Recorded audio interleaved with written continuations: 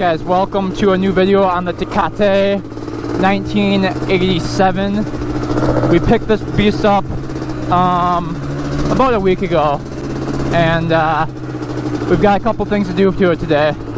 One is the kick lever. I'll show you guys that when we get home. We got to take off the clutch cover case, work on that a bit. The other one is installing new handlebars and grips. We've got brand new handlebars to install, so that'll be fun. The other one is checking the coolant leak. As you guys know, this thing was puffing out some white smoke, so we're gonna be taking a look at that. But in the meantime, we're gonna take it for a little rip and then head back home and do those fixes. Hopefully we don't blow it up before then.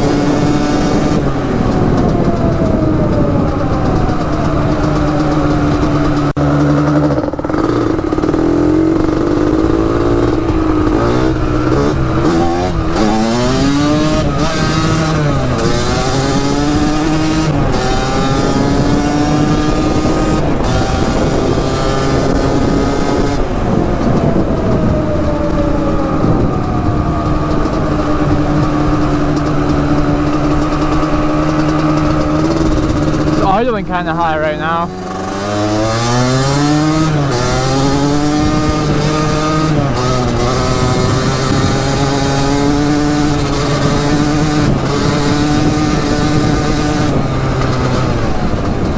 This thing is insanely fast.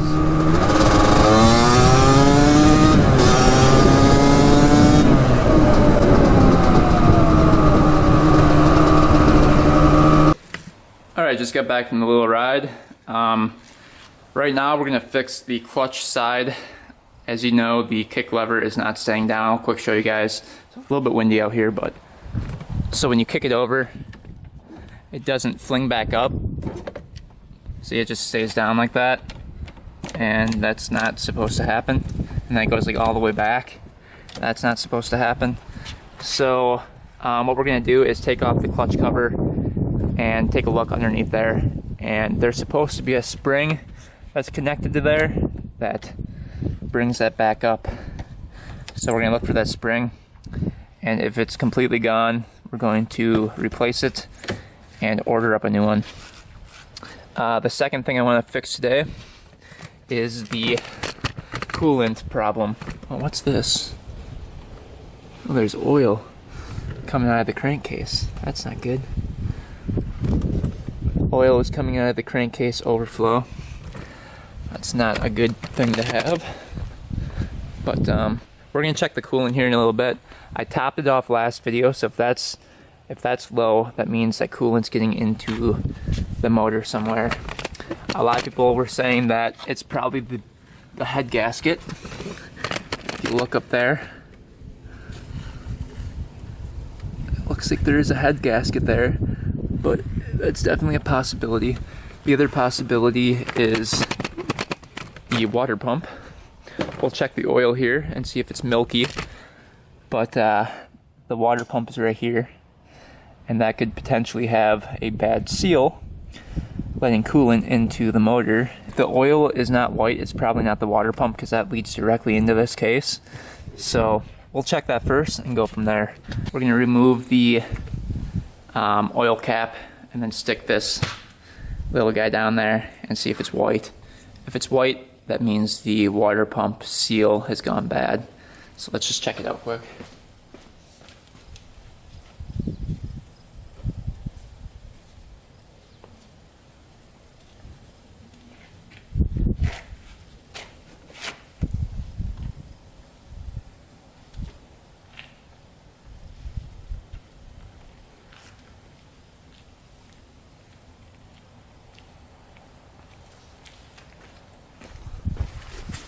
Alright, interesting find here.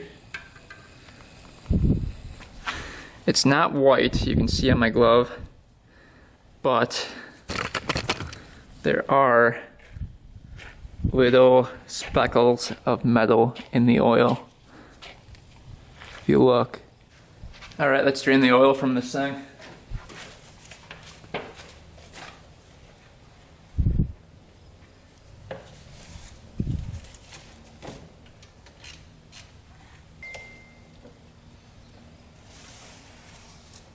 Check that out.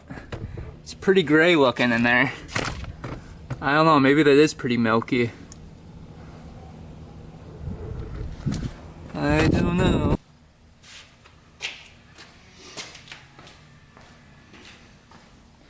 Alright, let's inspect this oil. You can see it's not really milky white. It's more of like gray from metal being in it. If you look at my glove, you can see the metal particles floating around. It's like an aluminum. It's a really fine metal. You can see it's like it's like aluminum particles floating on the top of the water if you really look closely at it. Alright, here's a white piece of paper.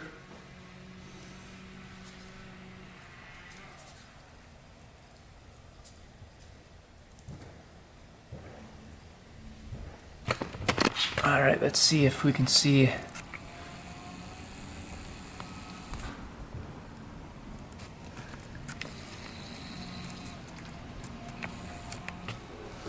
Metal particles in there.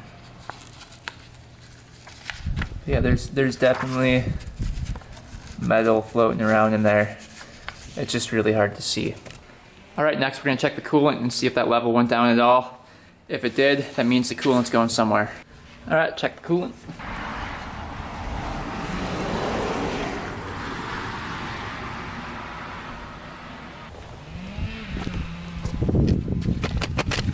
It was topped off before, and now it's way down there, so coolant's going somewhere.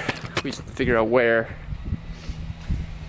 So, the next step is going to be taking off that side cover and trying to fix that spring problem. Hopefully the spring is just off of it and not wrecked, because I'm guessing a new spring for that's pretty expensive. So we'll take off the clutch side cover right here, and we'll see what's underneath there. We actually have to drain the coolant before we do anything. So there's a little drain plug right here. I believe that's a drain plug. Never seen one of these before. Usually they're up here on dirt bikes. So I believe that's a coolant drain plug. We're gonna drain that out, get the coolant out of there, take these lines off, and then we can take this cover off.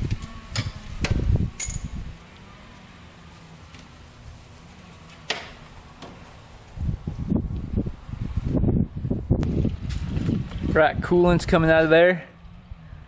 So that was the drain plug. This is what happens when you mix oil and coolant.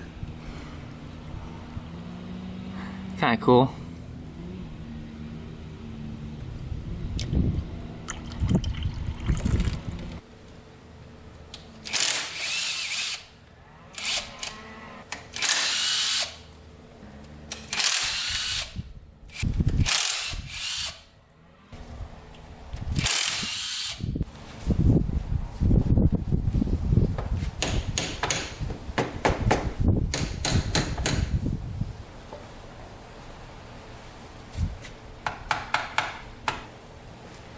That clutch cover's on there tight. Quick, just for reference, this is what it looks like when you mix oil and coolant together. That looks pretty similar to what we just took out of it. So I'm guessing the water pump seal is junk on it. While we're in here, we're gonna replace that. But we did get the cover off, and check this out. Check out that spring once. Can you guys see that spring in there? It's missing a little tab right here. That's supposed to be going into a hole to prevent that spring from turning. So right now I can just spin like that. This is supposed to be, I believe it's supposed to be in that hole right there. So the spring right now cannot get tension. So we're gonna take that spring out and order up a new one. Everything else looks good. Clutch looks really good. Check out the clutch here. Clutch basket's good. All the gears are good. Nothing looks worn down in here.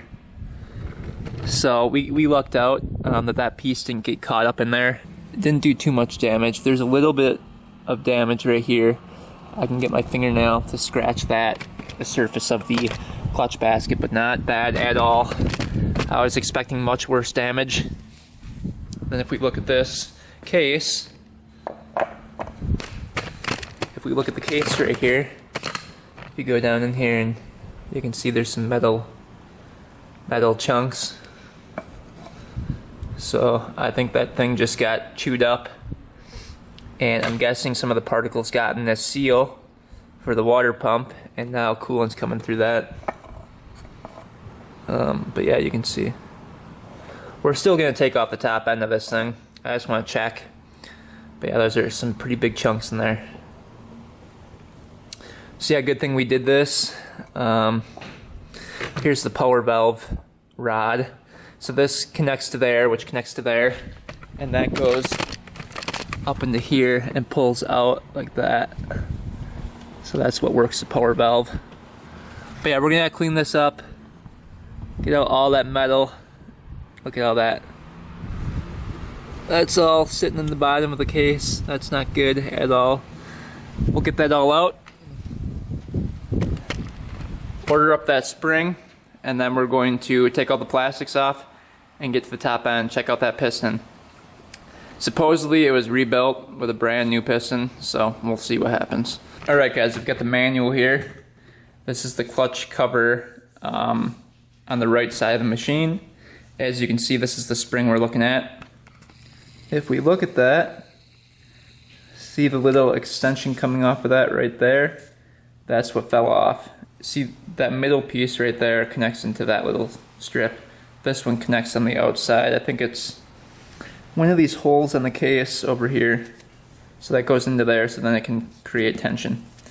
But yeah, that's what the manual says. This is, let's see, we'll look up this part and try to order that spring. Alright guys, I was just taking apart the water pump, and look what I found. The little piece of the spring broken off. Huh.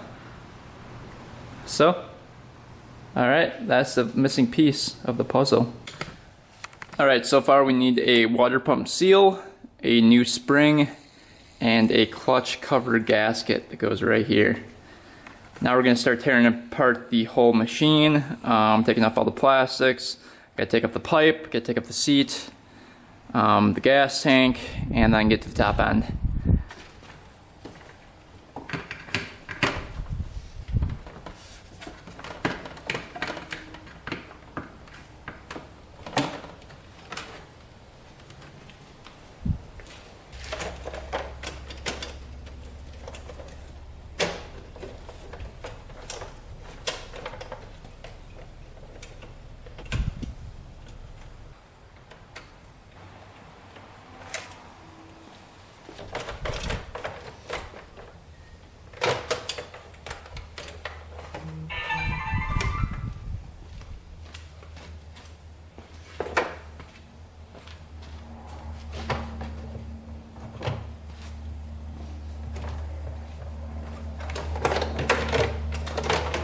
Alright, all apart. Let's get the gas tank off and the pipe off, and then start taking off those coolant lines. Alright, we got the pipe off. Take a quick look, ignore the wind. So pipe is all off. Now we just have to take these coolant lines off, and I think this is one coolant line.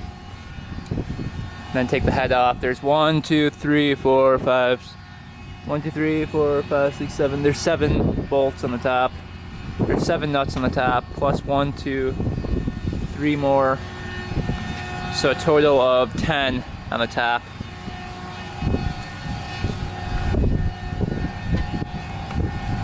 Here are all the parts. Alright, let's get to work. I completely forgot to do a compression test on this thing. That's what I was going to do before I took off the kick lever, but oh well. We'll probably be replacing either the piston or the rings anyway, so you know, whatever. We're probably going to hone out the cylinder and all that fun stuff. Hopefully the damage in there isn't too bad. I mean, it still runs, it's still fast, but I feel like it should have a little bit more pep. First couple bolts are 8mm right here.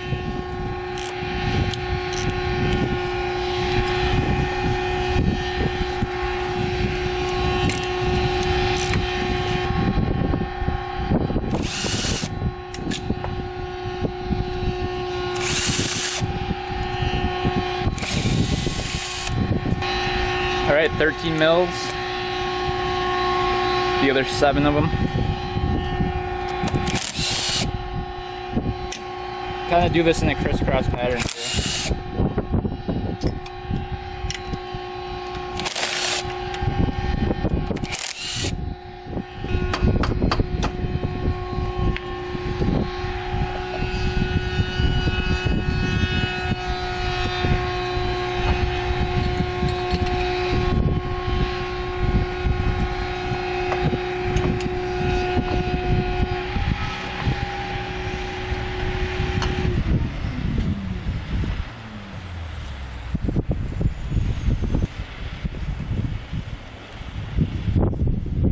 Alright guys, check that out. Piston looks brand new in here. It says 7009, or no, it's 7600L on the top. And then the other number is 55. It's hard to read it. But yeah, here's the head gasket right here. Take a quick peek at this. There was coolant all over it, so I'm guessing coolant was seeping in.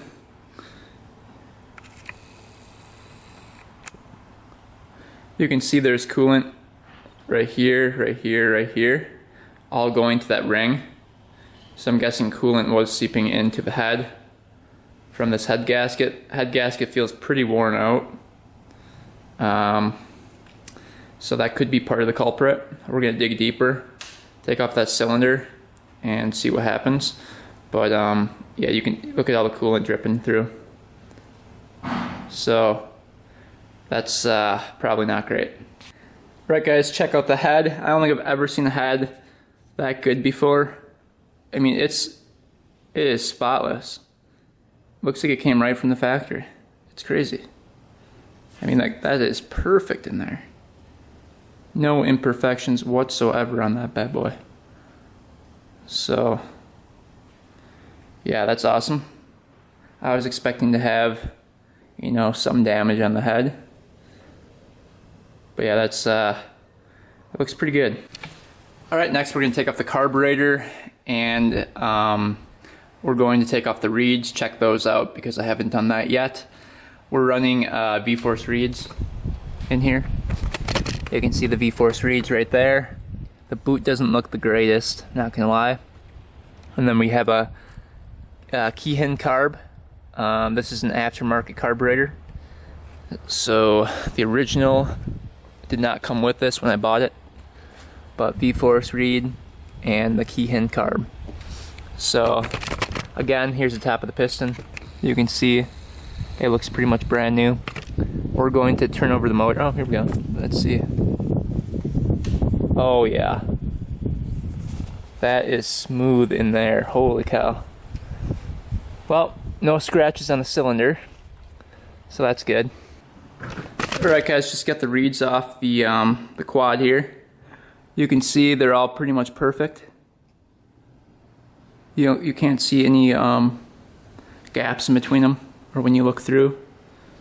There's no light. So these are good. These look brand new. So I'm guessing these are like brand new V-Force reeds. So that's really good. Alright, so this video is becoming way too long. We're gonna have to make this a 2-part series. I'm breaking down this quad. But next video we're gonna be looking at the cylinder and taking that off, and then we're going to be inspecting the crank. Fingers crossed that the crank is good, otherwise we have to tear apart the whole motor, which honestly doesn't look that bad to do. It's not that big of a motor. Quick look at it. It's pretty small once you break it down. You know, it's just an easy 2-stroke. I already did a full bottom end on the 4-stroke, so this one's pretty easy. You don't have any valves to deal with, you don't have any cam to deal with, so it's pretty easy once you get the cylinder off. It's just the bottom end. But yeah, next video we're going to be taking off the clutch plates, cleaning those up. We don't want any metal in the clutch plates, and then we're going to be cleaning out the that side of the motor, the clutch side, just rinsing that all off, getting the new spring on there, the new kick lever spring, ordering that up, getting a new head gasket, and then checking out the cylinder and the crank. So stay tuned for that. And then we're going to do all new fluids, all new coolant, all new oil. This thing will be ripping pretty good. And then the decision comes to, do we tear it down to the frame and powder coat it, or do we keep it original? Yeah, that's you know, what do we do? We're already this far into it. So yeah, leave a comment down below. What do you guys think I should do? I'm debating whether or not I should powder coat the frame, so I have it already down. It's a tough one. I like my stuff originally usually, so I don't know. We'll see. But hope you guys enjoyed the video and learned something about the Kawasaki Tecate. They're pretty sweet machines. This thing's definitely a ripper. You guys saw the first couple parts of the video, it just screams. So hopefully that's an indication that the crank is good. And hopefully this thing will be running for a long time. Anyway guys, stay tuned for next video when we find out if the crank is good. Thanks for watching guys. Thanks for subscribing. Thank you for leaving all the positive comments. And until next time, we are out.